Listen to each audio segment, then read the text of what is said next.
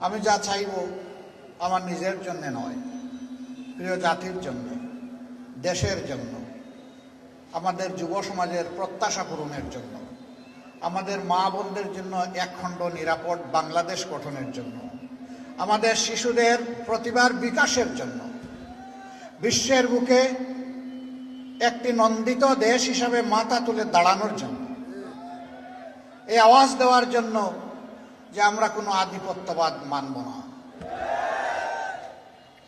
একটা স্বাধীন দেশ যেভাবে বিশ্বে মাথা তুলে দাঁড়িয়ে আছে অন্যান্য জায়গায়, আমরাও তাদের অন্তর্ভুক্ত হব ইনশাআল্লাহ।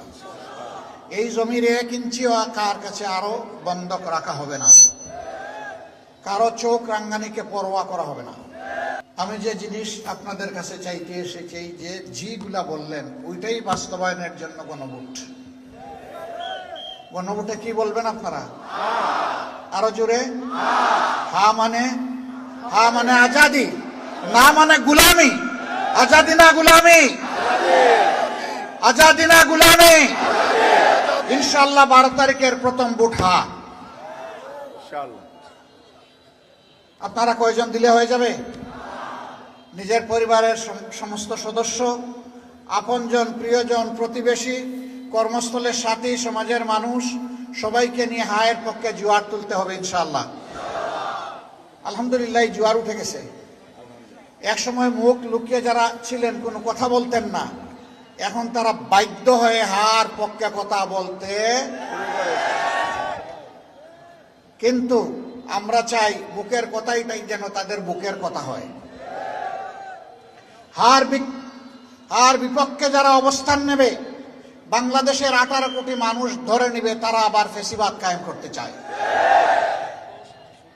হার বিপক্ষে যারা অবস্থান নেবে, বাংলাদেশের মানুষ ধরে নিবে আবার পরিবার কেন্দ্রিক স্বৈরতান্ত্রিক শাসন বাংলাদেশে চালু করতে চায়।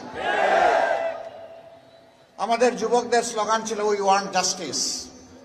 আমরা সমাজের সব ক্ষেত্রে ন্যায় বিচার চাই, আমার ন্যায্য অধিকার চাই, নাগরিক হিসাবে সম্মানের সাথে বাঁচতে চাই, নাগরিক হিসাবে দেশ গড়ার কাজে আমার মেধা যোগ্যতা অনুযায়ী আমি আমার অংশীদারিত্ব চাই। এখানে মাতারবাড়ি গভীর সমুদ্র বন্দর কেন্দ্র করে এটাকেই আল্লাহ চাইলে আমরা সিঙ্গাপুর কিংবা হংকংয়ের চাইতে আমরা আরো ভালো মানে যেতে পারবো।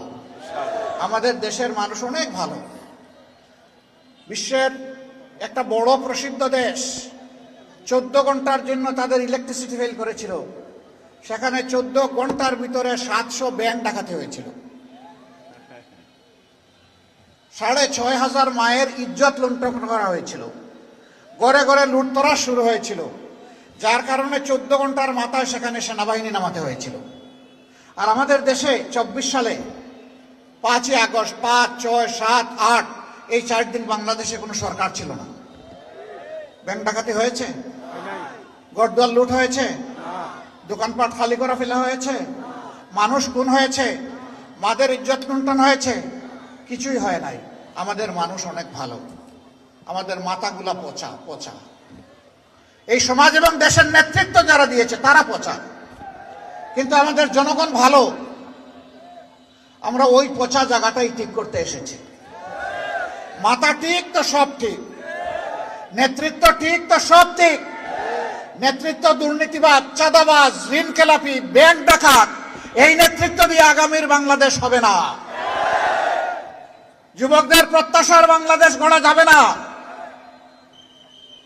যাদের চরিত্র বল আছে, যাদের মধ্যে সততা আছে, দেশপ্রেম আছে, যারা মানুষের সাথে লেগে থাকে সুখে দুঃখে, যারা বসন্তের কোকিল নয়, বাংলাদেশ গড়া হবে তাদেরকে দিয়ে ইনশাআল্লাহ।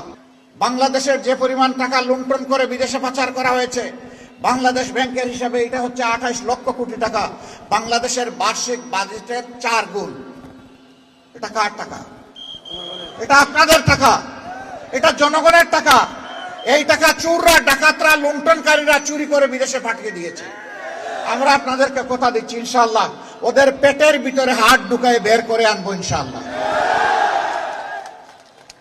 এবং সেই টাকা রাষ্ট্রীয় কোষাগারে জমা হবে।